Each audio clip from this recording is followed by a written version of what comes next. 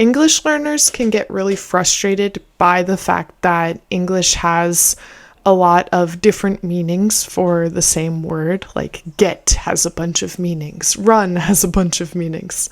Unfortunately, that's not going away. So, how can we get students to embrace this and learn despite their frustration with this concept?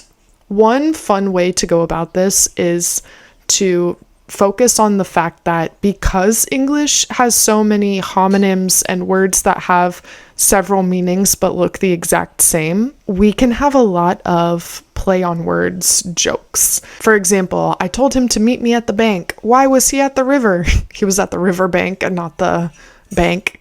A class about plays on words would be a great thing to do because it makes people feel like they're in on the joke and like they can use this in a clever, fun way and see it as an asset to their language rather than something that makes it more frustrating. Another thing that I like to do is look at etymology. So if you have a word like pupil, which is a word that means student, but it also means the pupil in your eye.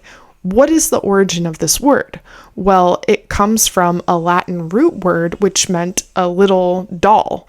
And that came to be like an orphan in a ward, and that became student. But also with your eye pupil, you see a little image of a person in the reflection of your eye.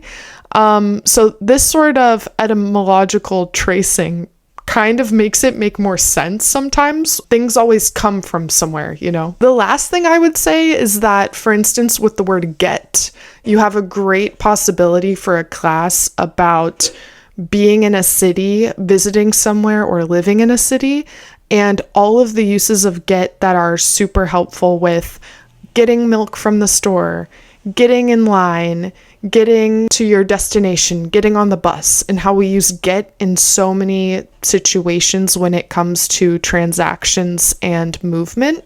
So I think a class just focused on using get in the city and having your students decipher, how are we using get here? I will say that what I've learned is it's best to limit the different possible definitions of get if you do something like that, because there are just so many, it could be very overwhelming. So depending on the level of the student, I would use a shorter list of most common, helpful, relevant uses. But if anyone has any other ideas, I would love to hear them in the comments.